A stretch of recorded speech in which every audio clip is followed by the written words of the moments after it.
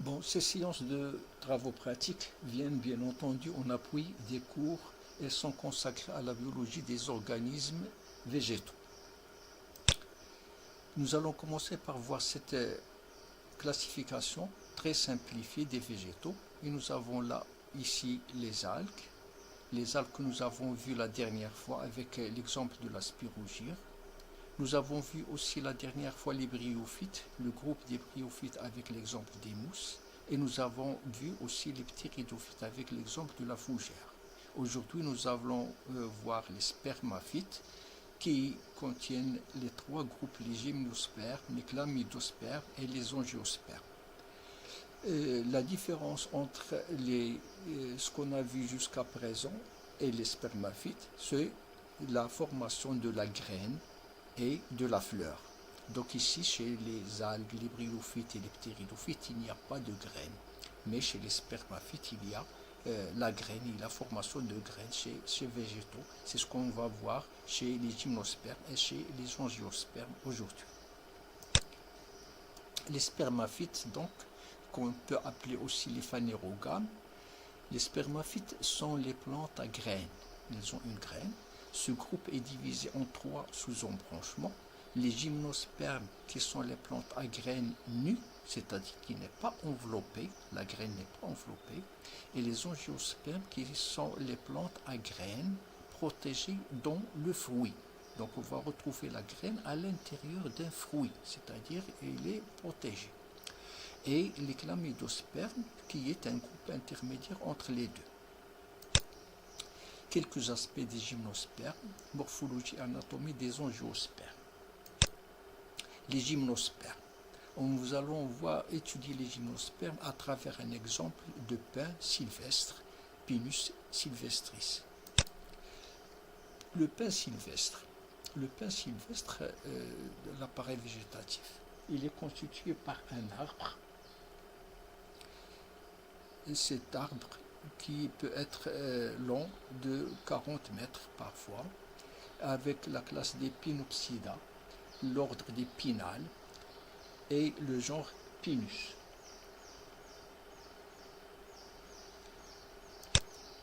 Le pin sylvestre, cet arbre d'abord, il constitue l'appareil végétatif donc, qu'on va étudier à travers quelques exemples.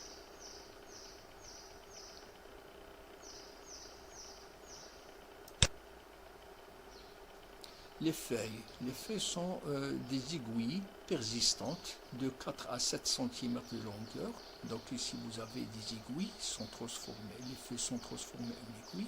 Elles sont insérées par deux sur un court rameau qu'on appelle le brachyblaste. Ici vous avez les feuilles ou les aiguilles qui sont dans des brachyblastes, qui sont les petits rameaux. Et ces petits rameaux, à côté, il y a les grands rameaux ou l'oxyblaste. Ce sont le long rameau qui est là et ce qu'on appelle les oxyblastes qui se terminent par un bourgeon. Le pin sylvestre, la racine est de type pivotante, elle est bien développée et constituée d'axes ramifiés. Ces organes sont constitués par des tissus structurellement et fonctionnellement bien différenciés. L'arbre de pin, c'est le sporophyte. C'est le sporophyte, donc c'est l'appareil végétatif du pin qu'on peut voir. Le pin sylvestre, c'est l'appareil, on va voir l'appareil reproducteur. Dans l'appareil reproducteur, le pin sylvestre est monoïque. Les organes de reproduction mâle et femelle sont portés par des cônes, d'où le nom de conifères. Donc les gymnospermes peuvent être appelés aussi des conifères.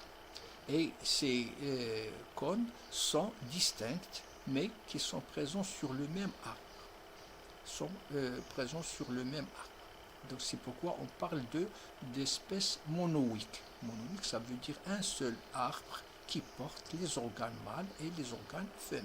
Ici, on voit le schéma des organes mâles et des organes femelles avec les autres cônes qui sont de grande taille par rapport à ces cônes, jeunes cônes mâles et cônes femelles. Les cônes de pain, regardez ici les différents types de cônes de pain. On va avoir ici les cônes mâles, ici les cônes femelles, ici les cônes qui sont fermés, jeunes, ici les cônes qui sont ouverts parce qu'ils vont libérer leurs graines à l'extérieur. Ici nous avons des cônes d'un an, ici les cônes de 2 ans, donc après maturation. Les organes de reproduction mâle.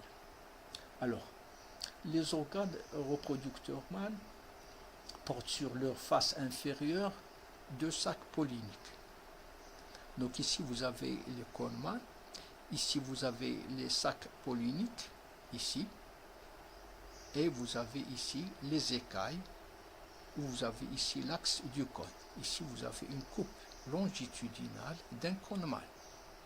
À l'intérieur de ces sacs polliniques, qu'est-ce qu'on va retrouver? On va retrouver à l'intérieur des sacs polliniques, va se dérouler la méiose pour donner des microspores qui se développent par mitose pour donner les gamétophytes mâles aux graines de pollen qui seront disséminés. Ces grains de pollen sont anémophiles, c'est-à-dire qu'ils sont véhiculés par le vent. Et c'est pour cette raison qu'ils sont munis de 2 sacs aérifères ou ballonnés. Donc ici vous avez les 2 ballonnés, ici, et vous avez ici le grain de pollen qui est le gamétophyte mâle, Le grain de pollen possède à sa périphérie aussi 2 membranes, une interne qui est l'intime, ici, et qui est mince, une externe qui s'appelle l'exine.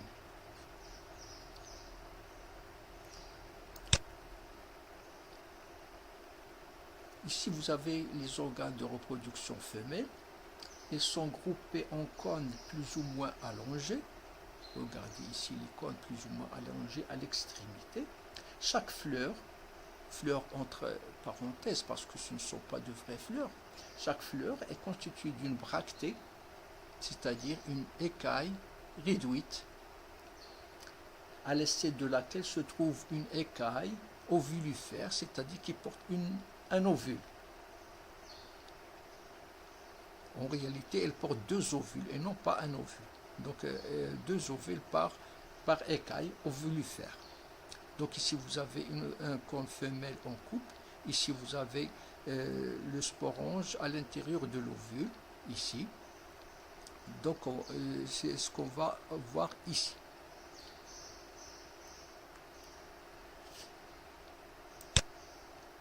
Ces organes reproducteurs femelles, donc l'ovule qui est ici, et qui constitue le sporange femelle, l'ovule est toujours entouré par un seul tégument protecteur. Ce tégument renferme le nucelle. Le nucelle, ici, regardez le nucelle, ou le macrosporange, dans lequel se forment après méiose 4 macrospores. 4 macrospores qui sont formés ici. 4 macrospores. 3 dégénèrent ici, et la macrospore restant se développe au sein du nucelle par mitose pour donner le gamétophyte femelle ou l'endosperme. Donc ici, vous avez le gamétophyte femelle ou l'endosperme qui est formé ici.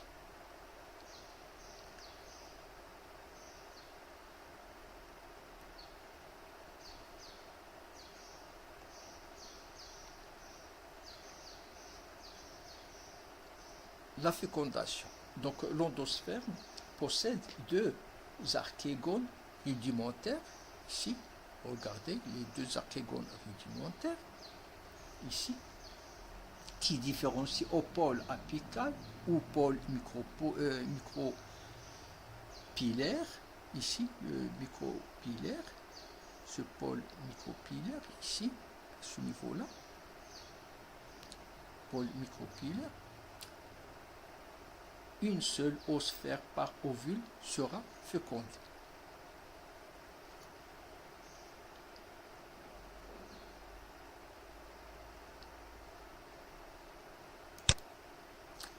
Dans l'ovule, au contact du nucelle, le grain de pollen émet un filament, un tube pollinique qui est non cloisonné et qui conduit deux gamètes mâles inertes jusqu'au contact d'un gamète femelle. Ce mode de fécondation s'appelle la siphonogamie. La siphonogamie parce qu'il s'agit le tube pollinique, c'est un siphon, il n'est pas cloisonné. Une seule oosphère, donc, par ovule est fécondée par l'un des deux gamètes mâles. Le second dégénère, il se forme un œuf ou zygote. Donc un œuf ou zygote qui va se former. Ici vous avez deux. Une oosphère va être fécondée et l'œuf ou zygote, l'ovule fécondé, reste sur le sporophyte parental. Donc il reste sur le sporophyte parental. Le développement du zygote au sein du gamétophyte femelle, toujours enfermé dans le nucelle, formant un embryon ou jeune sporophyte fils. Jeune sporophyte fils. À certains stades de développement, l'embryon s'arrête à sa croissance, le tigement de l'ovule se lignifie, un nouvel organe est alors réalisé, c'est-à-dire la graine. La graine. Les cônes s'ouvrent à l'automne et les graines sont alors dispersées par le vent et il y a séparation de la plante mère.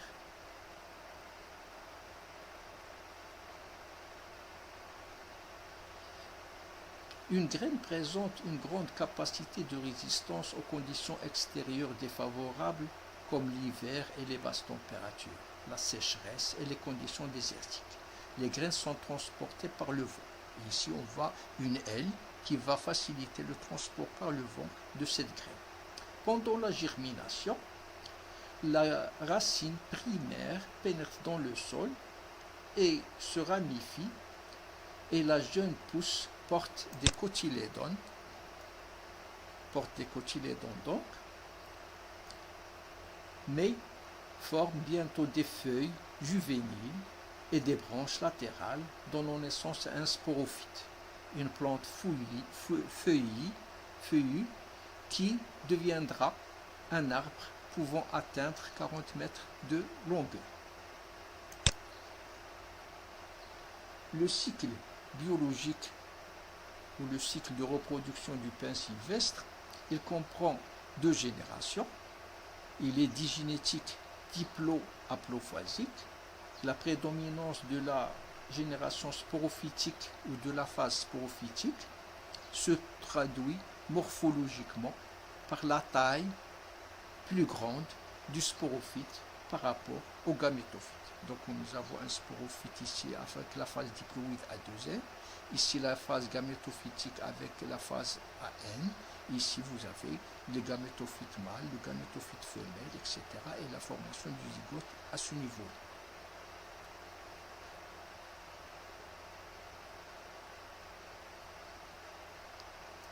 Donc ça c'est pour le pin sylvestre. Conclusion. Les gymnospermes sont les plantes à graines qui n'ont pas de fleurs et ne forment pas de fruits. Leurs graines sont situées à l'intérieur de cônes, c'est-à-dire organes de reproduction. C'est l'équivalent de l'inflorescence chez les angiospermes. Donc ici, vous remarquez bien que la graine qui est formée ici, c'est une graine qui est nue. Il n'y a pas de couverture, il n'y a pas d'enveloppe pour cette graine. Deuxième partie, deuxième volet de cette séance de TP, les angiospermes. La première partie, la fleur et la graine, parce que les angiospermes sont caractérisés par la fleur et la graine. Donc les angiospermes sont des plantes vasculaires du groupe des spermaphytes. Ces végétaux sont appelés plantes à fleurs. Ils portent des fleurs, puis des fruits. Les angiospermes comprennent deux grandes classes, la plante des dicotylédones et les plantes monocotylédones. La fleur. La fleur comprend plusieurs éléments. c'est-à-dire plusieurs pièces florales. Il y a les sépales qui forment le calice, il y a les pétales qui forment la couronne, il y a les étamines avec leur pollen et le pistil portant les ovules. Donc nous allons avoir l'androcée qui est l'ensemble des étamines contenant du pollen, c'est la partie mâle de la fleur. Il y a le gynécée qui porte le pistil, c'est la partie femelle de la fleur. Donc ici, vous avez une fleur avec les différentes pièces florales. La fleur monocotylédone. La fleur monocotylédone, elle est fondamentalement trimaire. Ça veut dire qu'il contient 3 pièces florales. 3 sépales, 3 pétales, 2 fois 3 étamines, 3 carpelles. 2 fois 3, ça veut dire un multiple de 3 étamines. Donc les pièces florales sont en nombre de 3 ou multiple de 3, ce qui donne une fleur monocotylédone. Pour la fleur dicotylédone typique, elle présente 4 ou 5 verticilles, c'est-à-dire 4 ou 5 verticilles, c'est-à-dire sépales, pétales, étamines et carpelles. Donc ici, nous allons avoir deux types de fleurs. Les fleurs monocotylédones qui sont trimaires, avec 3 pièces florales. Et là, vous avez les fleurs dicotylédones qui présentent 4 ou 5 verticilles de pièces florales.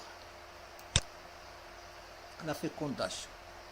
La fécondation, nous avons ici le pistil, et lorsque les grains de pollen se déposent sur le pistil, ils germent. Chaque grain de pollen en germination forme un tube pollinique qui se dirige vers l'ovaire. Il contient 2 gamètes mâles, c'est-à-dire 2 noyaux de cellules spermatiques. Donc, ici, le tube pollinique pénètre dans l'ovule à travers le micropyle. Regardez, ici, vous avez le micropyle.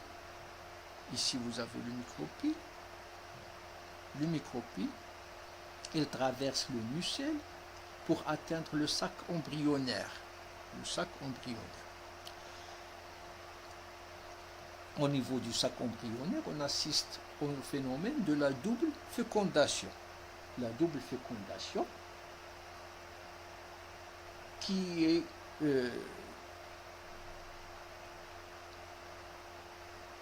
la double fécondation qui provient de du grain de pollen qui est là, par exemple, et vous avez 2 cellules spermatiques. 2 cellules spermatiques, c'est-à-dire l'équivalent de 2 gamètes mâles. Ici, vous avez le noyau du tube pollinique. Ici, vous avez 2 gamètes mâles. Le premier noyau, le premier gamète mâle, est destiné à féconder l'oosphère, ce qui donnera l'embryon à l'origine de la future plante. Ici, fusion du noyau d'une cellule spermatique avec la cellule œuf, l'oosphère, pour former l'embryon qui sera à l'origine de la plante future, et le deuxième noyau qui va s'unir avec les noyaux polaires à l'origine de l'albumène qui fait partie de la graine et qui servira généralement à nourrir l'embryon par la suite. Donc ici, vous avez la fusion du noyau d'une cellule spermatique avec 2 noyaux polaires dans la cellule de l'endosperma primaire.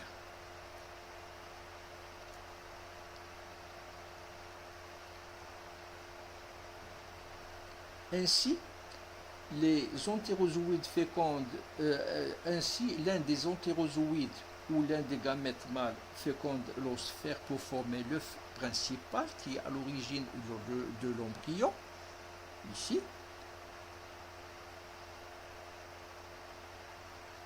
Et le deuxième entérozoïde ou le deuxième gamète fusionne avec les 2 noyaux, ici, les 2 noyaux au milieu, les 2 noyaux en bleu, les 2 noyaux en bleu, ici, du sac pour donner l'œuf secondaire à l'origine de l'albumène. L'albumène qui constitue des réserves de nourriture pour assurer la germination et le développement de la graine, c'est-à-dire de l'embryon après.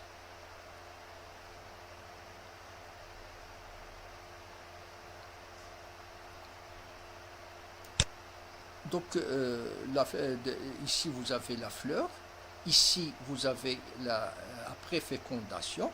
Après fécondation, qu'est-ce qui va se passer? Après fécondation, il y a un zygote qui est diploïde et une cellule primaire de l'endosperme triploïde.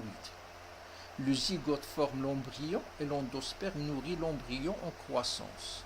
La nourriture pour le développement ultérieur de l'embryon est ensuite stockée dans des cotylédons.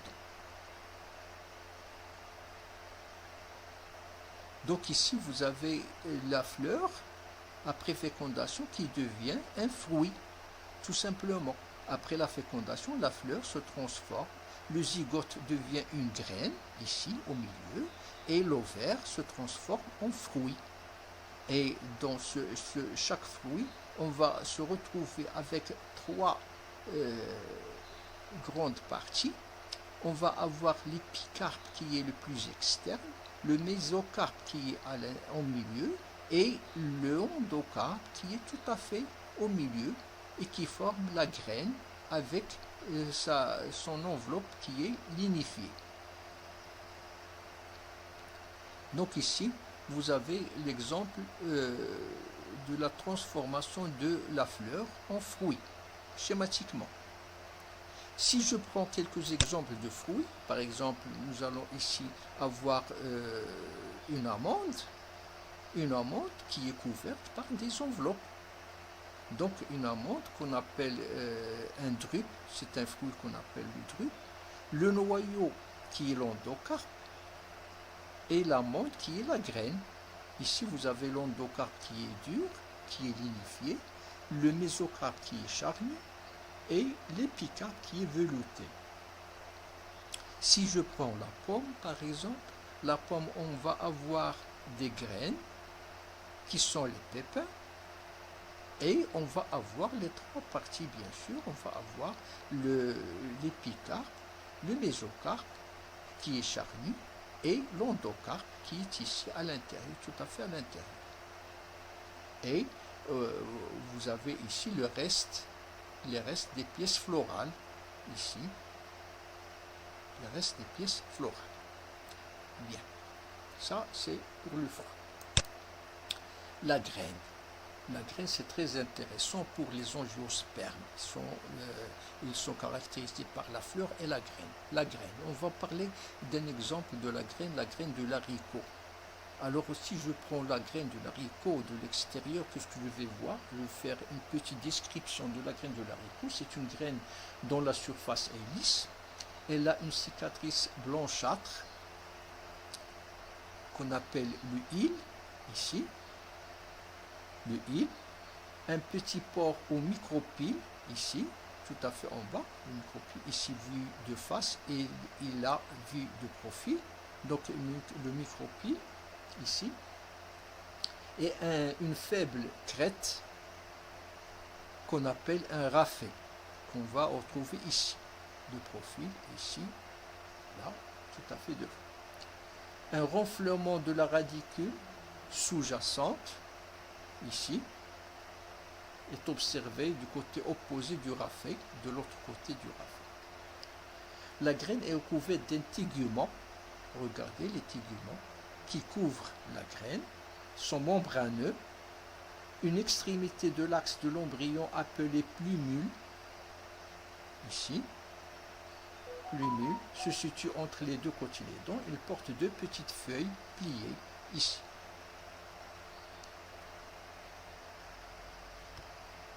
À l'autre extrémité de l'axe de cet axe, on va avoir la radicule, ici, regardez, ici la radicule. Il dépasse les cotylédons. Une partie de l'axe de l'embryon est appelée hypocotyle, l'axe hypocotylé, l'hypocotyle, tandis que l'autre partie est appelée épicotyle. Les réserves, c'est-à-dire les nourritures, sont stockés dans les cotylédons. Ici, vous avez les deux cotylédons.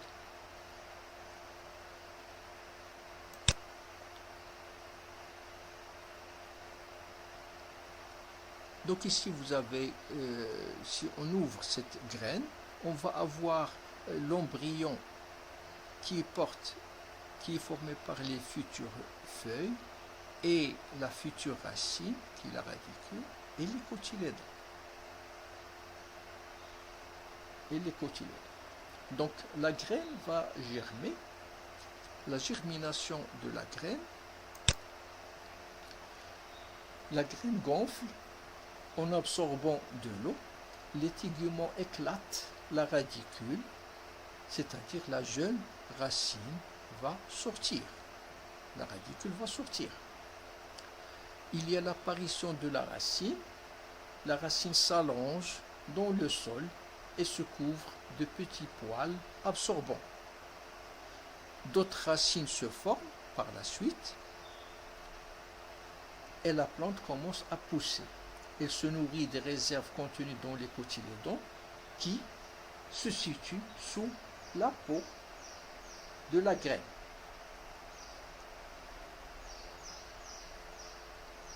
L'haricot se soulève, les cotylédons se séparent en deux. Ici, vous avez les cotylédons qui se séparent en deux pour laisser apparaître la gimule, c'est-à-dire de petites feuilles naissantes ici. À la fin de la germination, les cotylédons sont tombés, donc on va avoir les cotylédons qui vont tomber, et les vraies feuilles se développent ici, sur la tige. Ils vont permettre à la plante de s'alimenter grâce à la photosynthèse, bien sûr. Donc la plante n'a plus besoin de ces cotylédons qui sont vidés de leurs réserves.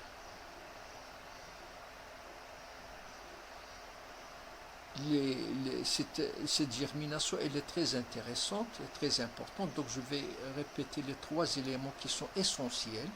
D'abord, il y a la radicule qui va pousser vers le bas. C'est la racine principale. C'est la racine principale qui est ici, de la plante. Et c'est la première partie de la plantule à émerger de la graine. C'est la première partie qui va émerger de la graine. C'est la radicule. Au-dessus de la radicule se trouve l'hypocotyle. L'hypocotyle qui est là, qui est en vert. Se trouve l'hypocotyle et qui représente quoi? Qui représente la tige, bien sûr, qui porte les deux cotylédons, c'est-à-dire les premières feuilles, ici. Les cotylédons. Les cotylédons, situés dans la graine, ils sont chargés de divers types de réserves, des protéines, des lipides et des sucres. L'hypocotyle. L'hypocotyle, qui est là, c'est la partie de la tigelle située sous l'insertion des cotylédons, donc sous les cotylédons, ici. La germination épigée que nous avons là est alors assurée essentiellement par l'élongation de l'épicotyle ici, qui s'allonge et amène la tigelle au-dessus du sol en se redressant. Donc ça, c'est la graine de l'haricot avec sa germination. La graine de l'haricot est formée par deux cotylédons. L'haricot est une plante dicotylédone. Lors de la germination, les deux cotylédons se dégagent de la graine et émergent au-dessus du sol. C'est une germination épigée.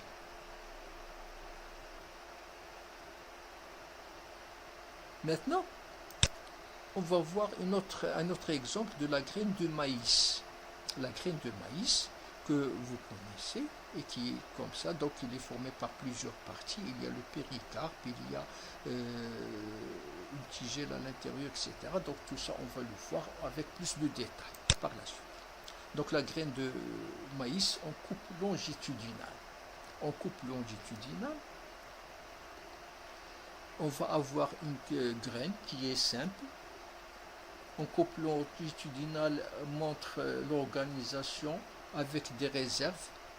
Ici, les réserves d'albumine, ce sont des réserves amylacées.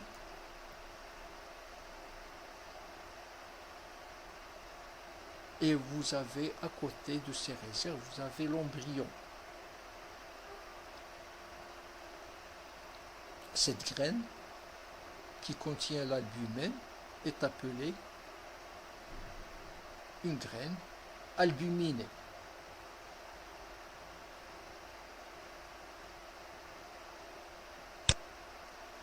Si je vois à l'intérieur de cette graine, en coupe longitudinale, qu'est-ce que je vais voir? Je vais voir que le coléoptile qui est ici, le coléoptile se développe en protégeant les jeunes feuilles. Ici, vous avez les premières feuilles, c'est-à-dire les jeunes feuilles qui sont là, en protégeant les jeunes feuilles qui grandissent à l'intérieur. La radicule qui est là, grandit en perçant le coléoryse. Ici, le coléoryse, c'est le tissu qui est là, il le perce et devient la racine principale. On va avoir la racine principale ici. Des racines adventives apparaissent sur le côté. Ici, vous avez l'apparition des racines adventives sur le côté. On va avoir bien sûr les enveloppes avec le péricarpe et les téguments, l'albumine qui est ici, etc. La germination de la graine du maïs. La germination débute par la sortie de la radicule, donc la sortie de la radicule qui est là. Le coléoptile qui est ici, le coléoptile protégeant l'apex et les premières feuilles grandit ensuite. Voilà, elle va grandir ensuite. De nouvelles racines se forment. Il s'agit de racines adventives, un organe intermédiaire entre le système racinaire et le coléoptile.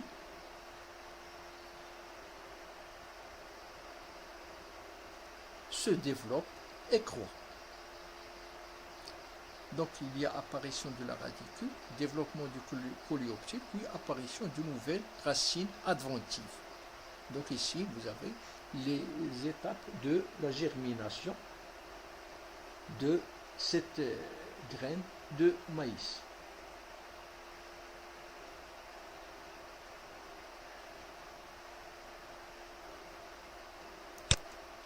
Le grain de maïs est formé par un seul cotylédon. Le maïs fait partie donc des plantes monocotylédones. Au cours de la germination, le cotylédon reste dans le sol. Il s'agit d'une germination hypogée, contrairement à la germination épigée de la graine de l'haricot. Les angiospermes, deuxième partie, morphologie et anatomie végétale. L'objectif de cette partie est de comprendre l'organisation des végétaux angiospermes d'un point de vue morphologique par l'observation de l'appareil végétatif, mais aussi d'un point de vue anatomique et histologique en réalisant des coupes d'organes végétaux et observant au microscope la structure cellulaire et étudiant les tissus. Morphologie. L'appareil végétatif des angiospermes est formé d'organes végétatifs qui sont la racine, la tige, portant les bourgeons et les feuilles. Chaque organe de la plante a des caractéristiques morphologiques et anatomiques qui permettent de déterminer l'appartenance du végétal à la classe des monocotylédones ou des dicotylédones. Donc ici vous avez une plante avec les différents organes, les feuilles, la tige et la racine. Et nous allons avoir différentes parties de cette plante qu'on va étudier dans cette morphologie végétale. On va commencer par la feuille. Donc la feuille, on peut avoir une feuille simple ou une feuille composée. Mais une feuille d'abord, elle est caractérisée par le limbe. Le limbe, cette partie-là. Cette partie-là Le limbe est parcouru par une nervure principale portant des nervures secondaires, c'est ce qu'on remarque ici. Ces dernières se ramifient en nervures plus fines, formant un réseau réticulé. Le pétiole, qui est ici, est la partie étroite de la feuille qui relie le limbe, ici, à la tige. Il peut être élargi à la base pour former une gaine qui est là. Donc ici, nous avons une feuille dicotylédone. Si nous avons ces caractéristiques-là, on va avoir une feuille dicotylédone. Donc ce limbe peut être simple ou composé. Une feuille simple est constituée d'un seul limbe continu. On observe un bourgeon à la base du pétiole. Donc ici, vous avez à la base du pétiole, nous avons un bourgeon qu'on appelle un bourgeon axillaire et qui caractérise cette feuille. Chez les plantes, les feuilles composées, on n'observe pas de bourgeon à la base des folioles. Nous allons avoir un limbe qui est découpé en folioles. Ici, vous avez non pas une nervure, mais vous avez un rachis. Et ici, vous avez un pétiolule pour chaque foliole. Un pétiolule qui porte chaque foliole dans le rachis. Et nous avons à la fin de ce limbe, nous allons avoir un bourgeon axillaire qui marque qu'il s'agit d'une feuille ici. Tout ça, il s'agit d'une feuille composée. Donc les feuilles composées sont caractérisées par leurs pétioles et les pétiolules portant les folioles. Un foliole est une feuille simple d'une feuille composée, tout simplement. Les feuilles monocotylédones. Les feuilles monocotylédones sont simples à nervation parallèle. Le pétiole est absent, il n'y a pas de pétiole. Et la base foliaire est devenue très importante et continue généralement une gaine enveloppant la tige que vous avez là. Donc ici, vous avez la gaine qui enveloppe la tige.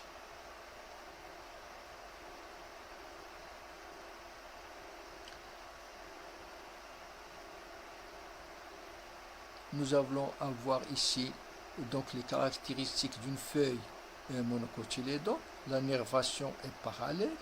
Une gaine entourant la tige qu'on appelle ici le chaume. Pourquoi? Parce que la tige elle est creuse ici. Donc si la tige elle est creuse, elle est appelée chaume. Et il y a une présence de ligule ici. Regardez la ligule entre la gaine et le limbe. Entre la gaine et le limbe, il y a la ligule. Et vous avez la feuille monocotylédone ici qui est différente de la feuille dicotylédone. La tige. Donc ici nous avons la tige de la plante et cette tige-là, elle est ramifiée dont les axes se terminent par des bourgeons. Donc ici vous avez des bourgeons. Une succession de nœuds. Ici vous avez le nœud et l'entre-nœud. Une succession de nœuds et d'entre-nœuds avec des pas réguliers des feuilles le long de la tige. À l'aisselle des feuilles, un bourgeon axillaire, ici, bien visible. Donc ça, on parle d'une tige, d'une plante dicotylédone. La tige, quel est le rôle de la tige? La tige, elle a un rôle de soutien. Elle soutient la plante. Elle assure la circulation des sèves dans toute la plante. Donc ici, vous avez la sève ascendante et la sève descendante qui passent par la tige. Toutes les tiges sont d'abord herbacées.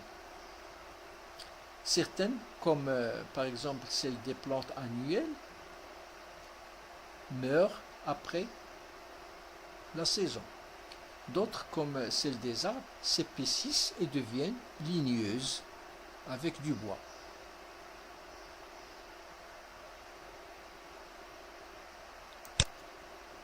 Ici, vous avez la tige monocotylédone.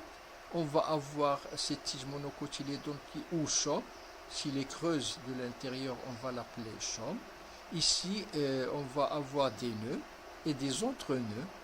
Et ici, vous avez la feuille monocotylédone avec une gaine, avec l'entre-nœud, etc. Donc ça, c'est une tige monocotylédone. La racine. La racine, donc on va voir la racine ici, et c'est le long de la racine principale se développe un nombre de racines latérales.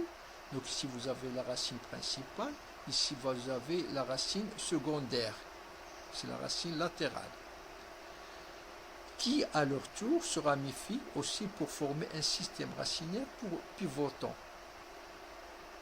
La racine pivotante caractérise les plantes dicotylédons. Donc ici, nous avons un système racinaire où nous avons une racine principale et des racines secondaires, et nous avons des radicelles après les racines secondaires. Donc la racine, elle a un rôle de fixation du végétal au sol. C'est un organe d'absorption de l'eau et des sels minéraux. Et c'est un organe de réserve nutritive parfois.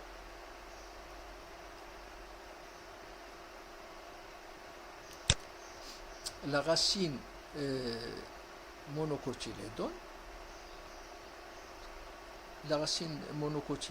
qui est ici, il est formé par un faisceau de racines adventices à la base de la tige.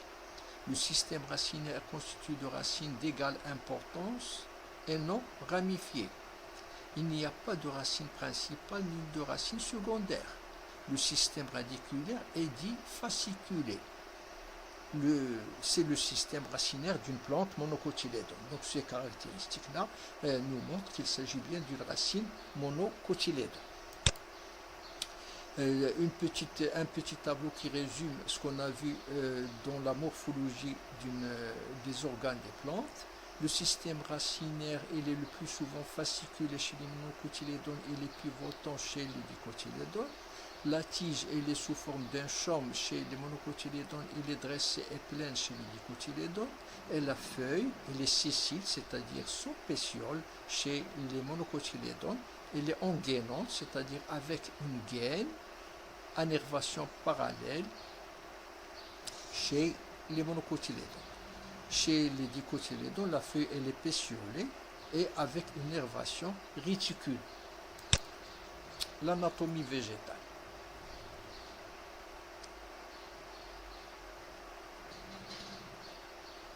L'anatomie végétale, un tissu, c'est un ensemble de cellules morphologiquement semblables, ayant la même origine et qui remplissent une fonction physiologique déterminée. L'histologie végétale, c'est l'étude des tissus végétaux. Et l'anatomie, c'est l'étude de la disposition, de l'importance et des rapports entre les tissus d'un organe. Cette anatomie végétale, on peut parler aussi des cellules d'un végétal qui vont se différencier, se spécialiser pour former les différents tissus. Le regroupement de ces tissus en vue d'assurer les différentes fonctions donneront naissance aux organes, c'est-à-dire ce qu'on a vu, la racine, la tige, la feuille et la fleur. La formation des organes et des tissus résulte de l'activité des méristèmes. Ceci est une des caractéristiques des organismes végétaux, puisque chez les animaux, la formation des organes et des tissus a surtout lieu durant l'embryogénèse. Les méristèmes. Alors, qu'est-ce que c'est que les méristèmes? Les méristèmes,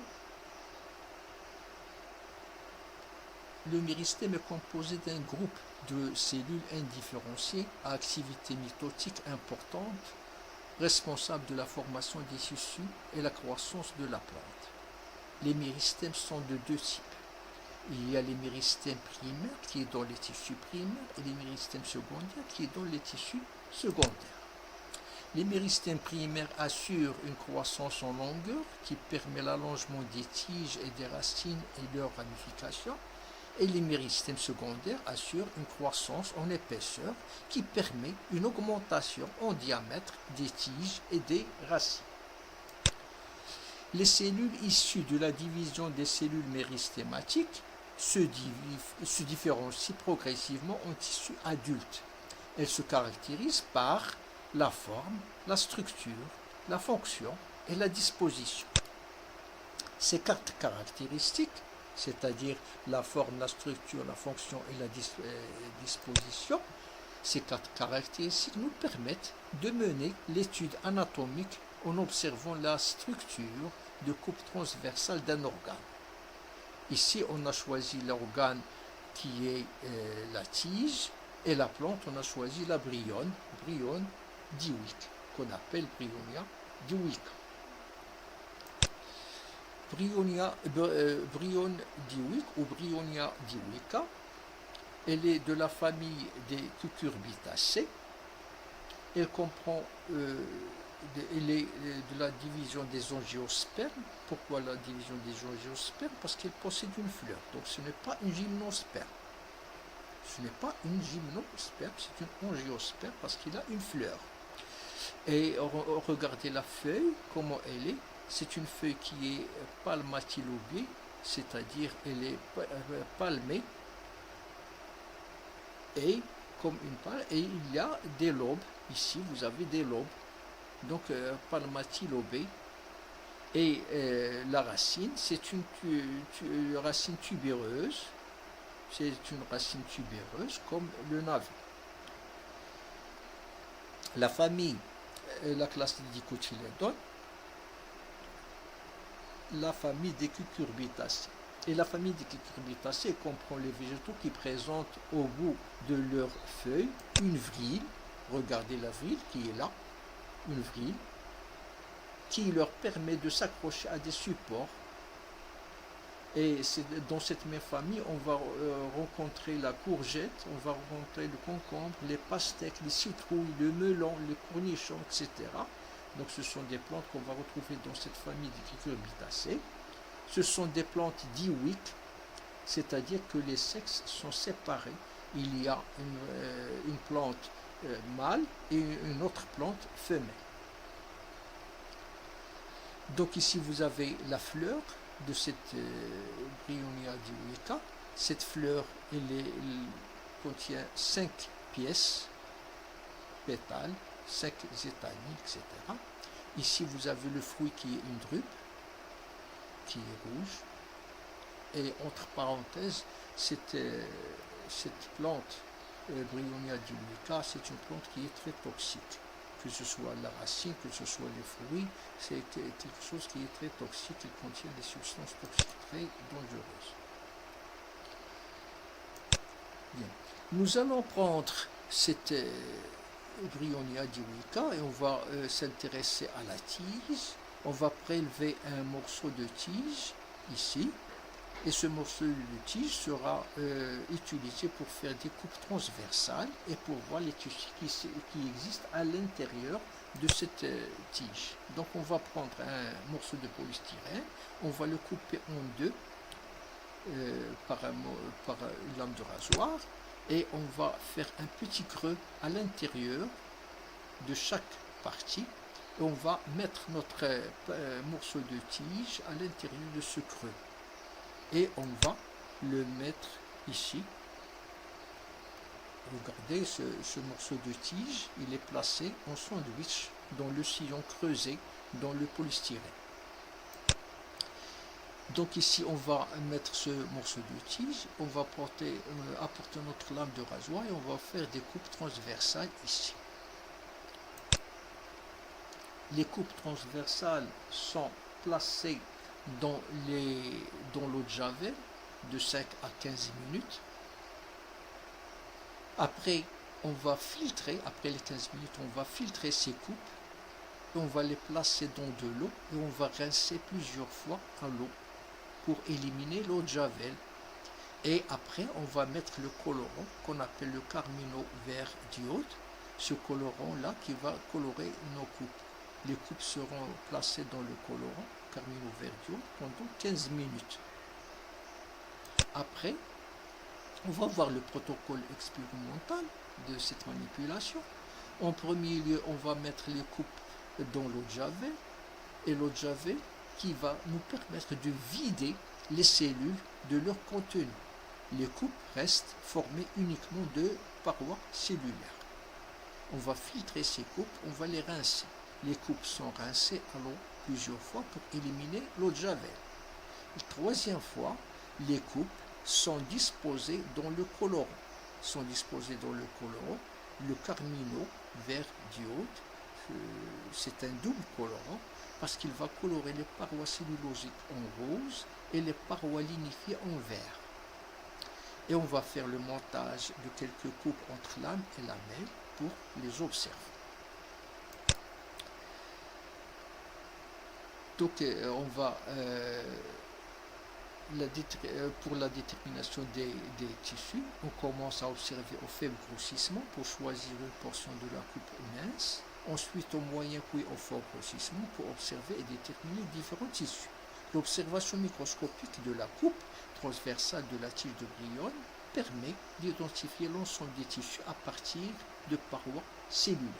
Donc à partir de la paroi cellulaire, on peut déterminer l'ensemble des tissus de cette tige. La paroi cellulaire. La paroi cellulaire, nous avons la lamelle moyenne qui est là, et cette lamelle moyenne qu'on appelle la mitoyenne est la partie la plus externe de la paroi cellulaire. Elle est produite pendant la division cellulaire. Elle constitue le ciment assurant la jonction entre les cellules. Il y a aussi la paroi primaire qui est là. La paroi primaire la paroi primaire existe seulement chez les cellules gévéniles et elle est indifférenciée.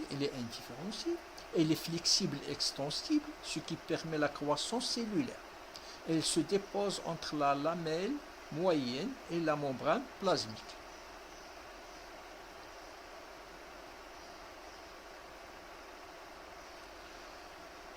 La paroi secondaire, qui est en vert ici, la paroi secondaire est formée lors de la différenciation de la cellule.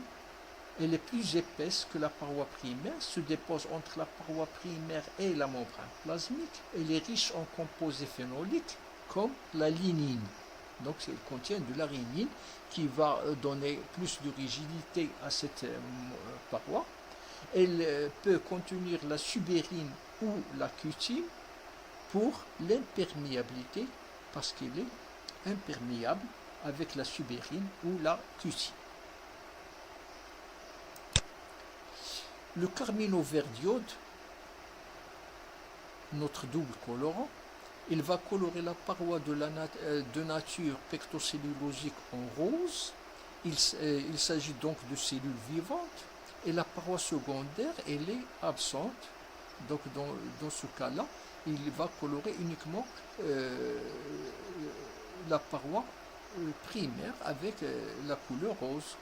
Les parois lignifiées et subérifiées seront colorées en vert. Il s'agit de cellules mortes et les présences de la paroi secondaire. Donc lorsqu'il n'y a pas de paroi secondaire, là les parois seront colorées en rose. Lorsqu'il y a une paroi secondaire, les parois sont colorées en vert, donc parce qu'ils sont lignifiés dans ce cas. Si on observe cette coupe de Bryonia dioica, on va trouver cette coupe transversale avec plusieurs couleurs, plusieurs tissus. Et on va voir à partir de la périphérie, donc on va voir à partir de la périphérie, on va voir les tissus et les cellules qui se trouvent ici. On va les examiner, on va les analyser, on va essayer de les voir. Donc ici vous avez l'épiderme, qui est un tissu de revêtement. La paroi, elle est rose. Pourquoi elle est rose? Parce qu'elle est de nature pectocellulosique. Donc il a la couleur rose, il est de nature pectocellulosique, ce sont des cellules vivantes. L'épiderme, avec ses caractéristiques qui sont là, c'est-à-dire la première caractéristique, c'est la nature de la paroi, elle est pectocellulosique. Il forme toujours une seule couche de cellules à la périphérie, et les cellules sont jointives. Regardez, les cellules sont jointives. Ils sont recouverts parfois par une cuticule imperméable. Ils assurent la protection. Ici, vous avez le rôle de l'épiderme, c'est la protection. La protection de l'organe, ici, la protection de la tige. Et parfois, on va retrouver l'épiderme recouvert par une cuticule à la surface, et cette cuticule, elle va être présente sur l'épiderme, au niveau de la feuille et au niveau de la tige. La cuticule imperméabilise la feuille et la tige et prévient donc les pertes d'eau par évaporation.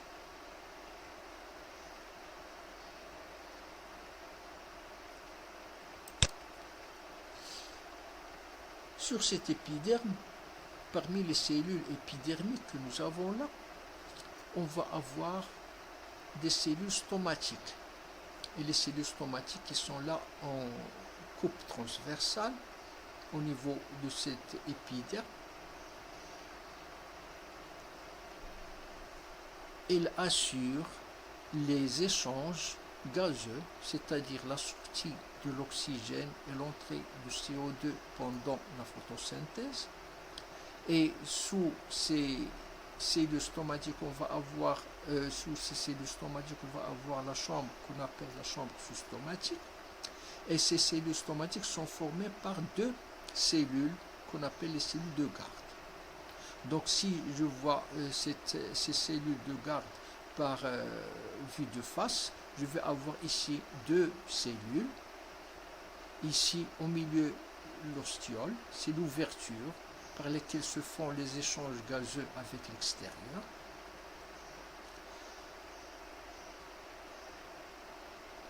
Donc ici, ces cellules stomatiques se retrouvent au niveau des cellules épidermiques, la plus externe des cellules chez la tige de Brillat. Le parenchyme. Après l'épiderme, il y a le parenchyme de couleur rose parce qu'il est de nature pectocellulosique. Ce sont des cellules vivantes. La paroi, elle est mince. Il y a présence de méas, ces ouvertures entre les cellules. Donc les cellules ne sont pas jointives. Il y a toujours des méas entre les cellules du parenchyme. Et les cellules sont arrondies. Et le parenchyme, c'est le tissu fondamental des végétaux. Il va assurer la photosynthèse. Il va assurer aussi parfois le parenchyme, la réserve. Le collonchyme, c'est un tissu dont la paroi est rose, donc il est de nature pectocellulosique. Les cellules sont vivantes. La paroi elle est épaisse aux angles.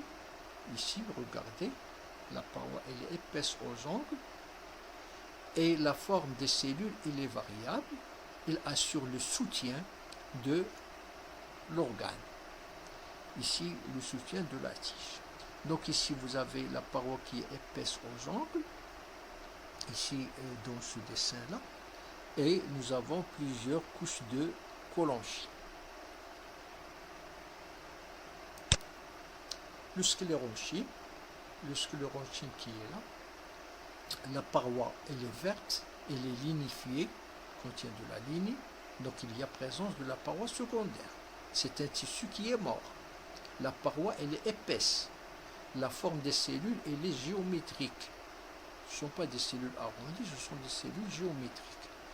Et les cellules sont jointives et le sclérenchyme assure le soutien de l'organe. Les tissus rencontrés dans la coupe transversale de la tige de glione, on a à l'extérieur l'épiderme avec une paroi épaisse vers l'extérieur. On a le colonchime avec une paroi épaisse aux angles, parce qu'il s'agit d'un colonchime anguleux, et le parenchyme cortical qui est là, avec des méas entre les cellules, ces méas qui indiquent qu'il s'agit bien du parenchyme. Et ici, vous avez le scléronchime qui est un tissu lignifié avec des parois qui contiennent de la ligne et leur forme qui est géométrique, polyédrique. Ici, vous avez le parenchyme médulaire qui se trouve au centre de la coupe. Donc tout ça, ce sont des tissus qu'on va rencontrer dans la coupe de l'embryon. Au milieu de cette coupe, on va avoir les tissus conducteurs, c'est-à-dire le xylème et le phloème. Le xylème et le phloème qui sont rassemblés dans un faisceau criblo-vasculaire. Et qu'est-ce qu'on voit ici? On voit ici un tissu qui est en vert et qui est le xylème. Le xylème est appelé aussi le tissu vasculaire primaire ou tissu ligneux primaire. En plus de son rôle de conduction, il assure aussi le rôle de soutien car il présente des cellules à parois lignifiées.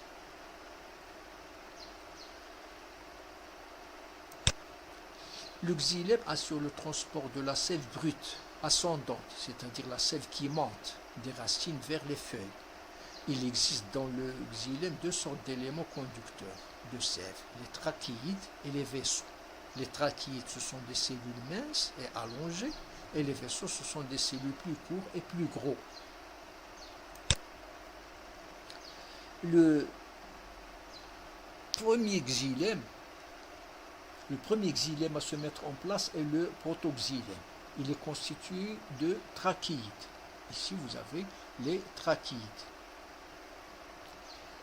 Les trachéides sont des cellules mortes, allongées, permettant le transport de la sève brute, c'est-à-dire la sève ascendante. La lignification se fait en anneaux. Donc, la lignification se fait en anneaux. On obtient alors des trachéides annelés, ou bien en spirale, on va avoir des trachéides spiralés, ou bien en rayure, on va parler de trachéides rayés. La sève contenue dans la cellule peut passer d'une cellule à l'autre par les ponctuations.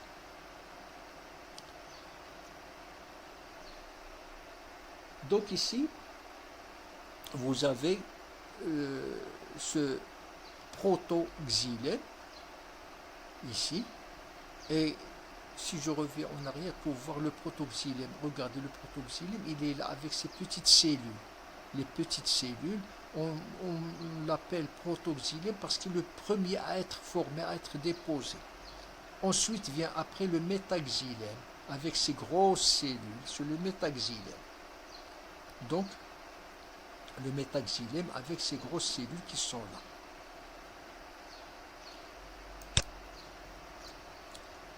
Le second xylème à se mettre en place est le métaxylème, donc qui est là.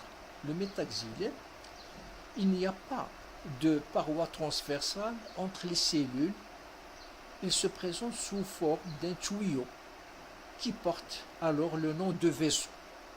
La lignification de ce xylème peut se faire soit en barres qui se croisent, ce sont des vaisseaux réticulés, ici, comme ici, ou bien par des ponctualités, c'est-à-dire que c'est un xylème qui est ponctué, ce sont des vaisseaux ponctués. Lignification totale, qui laisse des points tout simplement. Donc ici, vous avez l'ordre de mise en place du protoxylème vers le métaxylème, et là, on parle d'un sens de différenciation du xylème, c'est-à-dire un pôle ligneux, le pôle ligneux qui va du protoxylème vers le métaxylème.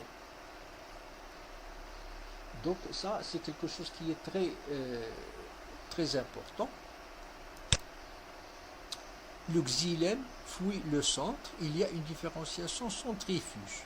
c'est ce que je viens de vous dire, il y a une différenciation qui part du centre de la coupe vers la périphérie de la coupe, c'est-à-dire des protoxylènes, des petites cellules, vers les grandes cellules. C'est ce qu'on appelle une différenciation qui est centrifuge, c'est-à-dire qui fouille le centre.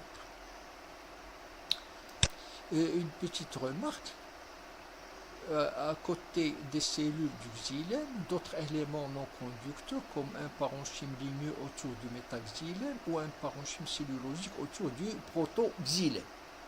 Une petite remarque, c'est que c'est en parlant de ces métaxylèmes et ce protoxylème, avec ces trachéides et avec ces vaisseaux, il faut signaler que chez les gymnospermes, on ne peut pas trouver de vaisseaux comme des vaisseaux réticulés ou ponctués. On va avoir uniquement des trachéides chez les gymnospermes. Donc chez les gymnospermes, il n'y a que les trachéides. Et chez les angiospermes, on va retrouver les deux. Mais sachez bien que le transport de la sève est plus efficace et rapide dans les vaisseaux par rapport aux trachéides. Donc ici, nous allons avoir le xylème, protoxylème, métaxylème. Mais à côté de ce xylème, on a un autre tissu conducteur qui est le phloème. Et on va retrouver le phloème de ce côté-là, le protofloème et le métafloème. Et de l'autre côté aussi, on va trouver le phloème interne, ici, de l'autre côté. C'est ce qu'on va voir dans ce faisceau criblovasculaire, le phloème. Le phloème, c'est aussi le tissu criblé. Et le phloème permet la circulation de la sève élaborée, c'est-à-dire provenant des feuilles. Il est formé par des cellules vivantes. Elles sont de deux sortes. Donc, il y a les éléments conducteurs, qui sont les tubes criblés. Ce sont des cellules vivantes à parois pectocellulosiques. Les tubes criblés, dépourvus de noyaux, sont dépourvus de noyaux, et les parois transversales sont criblées de pores appelés cribles. Permet le transit de la sève. Ici, vous avez les cribles. Ici, vous avez les cribles, schématiquement. Et si on voit ces cribles vus de face, on va avoir qu'il y a des pores à l'intérieur. Donc, les tubes criblés, en coupe longitudinale, montrent qu'il y a des cribles. À côté de ces éléments conducteurs, il y a des éléments non conducteurs qu'on appelle des cellules compagnes. Les cellules compagnes, ce sont des cellules vivantes avec un noyau.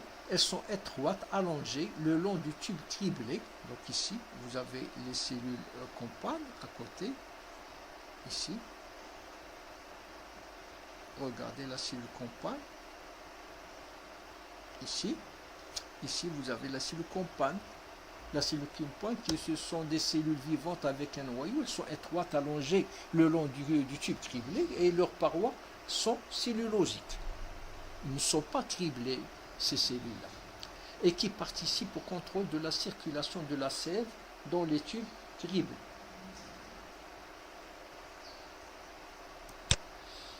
Diagnose. Après avoir déterminé l'ensemble des tissus de la tige de prion, nous allons dégager les principales caractéristiques qui nous permettent de définir la diagnose d'organe, c'est-à-dire de quel organe il s'agit. Et la diagnose de classification, c'est-à-dire est-ce qu'il s'agit de monocotylédone ou de dicotylédone. Critères d'organe. Alors, pour déterminer de quel organe il s'agit, il faut voir trois choses. Il faut voir la symétrie, il faut voir la disposition relative du phloème et du xylème, il faut voir le sens de différenciation du xylème. La symétrie. Donc, si je prends la coupe de la bryone, je vois qu'il va avoir une symétrie axiale, c'est-à-dire une symétrie par rapport à un axe qui passe au centre de la coupe. C'est une symétrie axiale. Après, il y a la disposition du xylème et du phloème, et je vois ici que le xylème il est au milieu, et le phloème il est de part et d'autre de xylème. Donc il s'agit bien d'un xylème et d'un phloème qui sont superposés. Et la différenciation du xylème, ici vous avez une flèche qui part des petites cellules, c'est-à-dire protoxylème, vers le métaxylème. Et cette flèche part du centre de la coupe vers la périphérie, c'est-à-dire il s'agit d'un xylème à différenciation centrifuge. Donc, diagnose d'organes, si nous avons une symétrie axiale, et si nous avons un xylème et un phloème superposés, et si nous avons un xylème à différenciation centrifuge, en plus, il y a d'autres critères qui confèrent qu'il s'agit d'une tige. L'épiderme, avec cuticule, stomate, le cylindre central est plus développé que l'écorce. Il s'agit bien d'une tige. Si je prends par exemple une racine, on ne va pas avoir le xylème et le phloème superposés, on ne va pas avoir le xylème à différenciation centrifuge. On ne va pas avoir d'épiderme, on ne va pas avoir un cylindre central plus développé que l'écorce. Donc il s'agit bien d'une tige ici. Diagnose de classification. Donc on va avoir deux critères pour dire est-ce qu'il s'agit de la classe dicotylédone ou de la classe monocotylédone. Le premier critère, c'est la structure. Est-ce qu'il y a une structure secondaire? Et le deuxième, le nombre de cercles de faisceaux criblovasculaires. Donc, ici, si je vois le faisceau criblovasculaire, xylème et phloème, je vois qu'il y a entre le phloème et le xylème, il y a le cambium. Le cambium, c'est un méristème qui va former la structure secondaire chez la tige. Donc le cambium, c'est une assise génératrice libéo-ligneuse. Elle va former une structure secondaire, donc il y a présence de structure secondaire. Le nombre de faisceaux criblovasculaires, je vais avoir deux cercles de faisceaux criblovasculaires, un petit cercle et un grand cercle. Donc il y a deux cercles de faisceaux criblovasculaires. Il s'agit bien d'une tige dicotylédone. Si je prends par exemple un autre exemple de tige comme l'asperge, Asparagus officinalis, et là qui se présente de cette façon-là, je vais faire une coupe transversale, je vais faire la coupe avec la même manipulation, avec le colorant, le carmino-verdiode, et je vais avoir cette coupe-là qui est là. Et je vais analyser les tissus qui se trouvent dans cette coupe-là pour dire est-ce qu'il s'agit d'une tige, est-ce qu'il s'agit d'une monocotylédone ou de dicotylédone. Et je vais avoir les tissus de l'asperge, Asparagus. Ici, vous avez à la périphérie, vous avez l'épiderme, le parenchyme cortical, le sclérenchyme, le parenchyme vasculaire, et vous avez le phloème et le xylème dans les faisceaux criblovasculaires ici. Si je vais voir les critères d'organes, je vais avoir ici le critère d'organe. Est-ce qu'il y a une symétrie axiale? Oui, il y a une symétrie axiale. Regardez l'axe de symétrie qui est au centre ici. Et si je vois ici le faisceau criblovasculaire, je vais avoir le xylème et le phloème qui sont superposés. Et regardez le xylème qui est en V. Il est caractéristique, donc il est en V, et vous avez le phloème ici et le phloème là, avec cette couleur rouge, qui est la couleur du phloème. Ici, vous avez le métaphloème, le métaxylème et le protoxylème qui est là. Et nous avons une flèche du pôle ligneux, c'est-à-dire la différenciation centrifuge du xylème, du centre vers la périphérie toujours. Diagnose d'organes. Il y a une symétrie axiale, le xylème et le phloème sont superposés, et le xylème a une différenciation centrifuge. En plus, il y a d'autres critères qui confèrent qu'il s'agit d'une tige. Il y a un épiderme avec des stomates, il y a le cylindre central est plus développé que l'écorce. Donc il s'agit bien d'une tige. Diagnose de classification. Il n'y a pas de structure secondaire. Si je vois ici le faisceau criblovasculaire, entre le xylème et le phloème, il n'y a pas de formation secondaire, c'est-à-dire il n'y a pas de cambium. À ce moment-là, il n'y a pas de structure secondaire. Les faisceaux criblovasculaires sont disposés sur plusieurs cercles. Donc si je vois les faisceaux criblovasculaires, le premier cercle, le deuxième cercle, le troisième cercle et le quatrième cercle. Donc ils sont disposés sur plusieurs cercles. Donc il s'agit bien d'une tige monocotylédone. Si je fais cette comparaison avec des schémas uniquement, en rouge j'ai le phloème, en vert j'ai le xylème, le tissu ligneux, et je vois ici qu'il y a un très grand nombre de faisceaux cribrovasculaires qui sont disposés sur plusieurs cercles. Ici vous avez un seul cercle de faisceaux cribrovasculaires. Et ici, vous avez entre le xylème et le phloème, vous avez ce cambium qui est formé ici, c'est-à-dire ces structures secondaires. Donc, lorsqu'il y a ces structures secondaires et lorsqu'il y a un petit nombre de faisceaux cribrovasculaires, je parle de dicotylédone. Et lorsque j'ai plusieurs faisceaux cribrovasculaires, il n'y a pas de cambium, il n'y a pas de structure secondaire, je vais parler de monocotylédone. Conclusion. La méthode d'étude des tissus que nous avons établie ici, coupe transversale et coloration, peut être réalisée pour tous les organes végétaux. Et que ce soit la feuille, la tige, la racine, le pétiole ou n'importe. La présentation des tissus primaires des angiospermes a pour objectif de construire une vision des organes des plantes à l'échelle des tissus, mettant en relation leur structure et leur fonction.